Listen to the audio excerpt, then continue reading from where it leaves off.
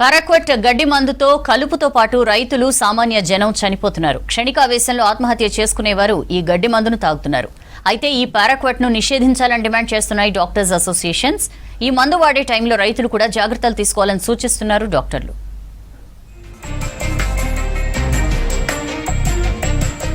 విరుగుడే లేని పారాక్వాట్ గడ్డి మందు రాష్ట్రంలో ఏటా 5,000 మందిని బలిగొంటోంది. అప్పుల బాధతో కొందరు రైతులు, చదువు, ప్రేమ వంటి కారణాలతో స్టూడెంట్స్, యువత క్షణికావేశంలో పారాక్వాట్ తాగి చనిపోతున్నారు. ఈ మందు తాగిన ప్రతి 100 మందిలో 98 మంది ప్రాణాలు గాలిలో కలిసిపోతున్నాయి. వెంటనే బాధితులను ఆసుపత్రులకు తరలించినా బతకడం లేదు. ఈ పారాక్వాట్ ను పంట చేన్లలో గడ్డిని నాశనం చేయడానికి వాడుతారు. క్షణాల్లో గడ్డిని మార్చేసే శక్తి దీనికి ఉంటుంది.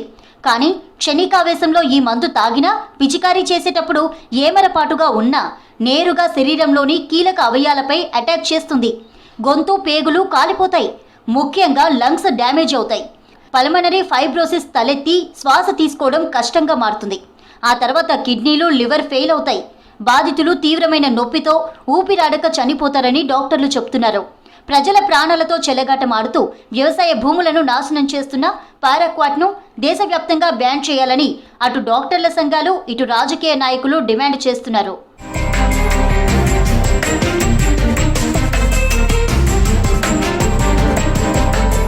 రాష్ట్రంలోని ఒక్కో జిల్లాలో ఏటా 200 పారాక్వాట్ కేసులు నమోదవుతున్నాయని అంచనా.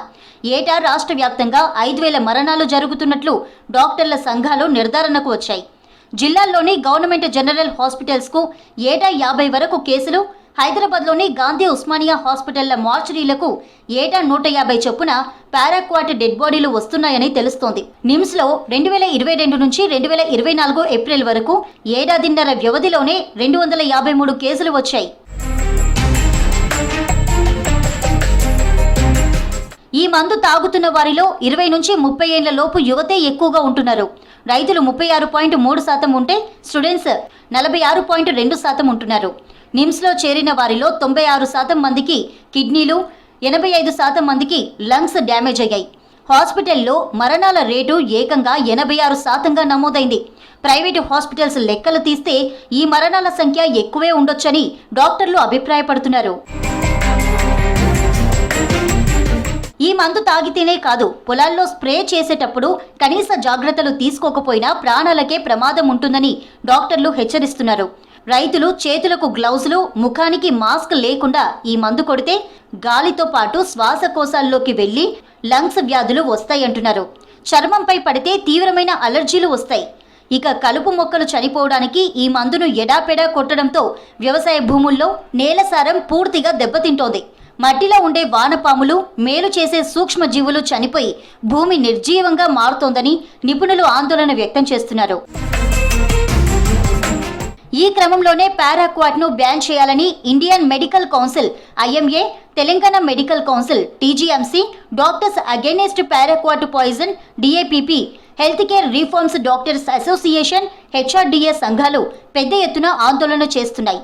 ఈ విరుగుడు లేని విషయాన్ని ఇప్పటికే చాలా దేశాల్లో బ్యాన్ చేశారని, మన దేశంలో కేరళ, పంజాబ్, ఒడిశాలో రద్దు చేశారని యూనియన్లు అంటున్నాయి. త్వరలోనే ఢిల్లీ వెళ్లి పారాక్వాట్ ను దేశవ్యాప్తంగా బ్యాన్ చేయాలని కోరేందుకు డాక్టర్ల యూనియన్లు సిద్ధమవుతున్నాయి. కేంద్ర, రాష్ట్ర ప్రభుత్వాలు దీనిపై వెంటనే నిర్ణయం తీసుకోవాలని డిమాండ్ చేశాయి.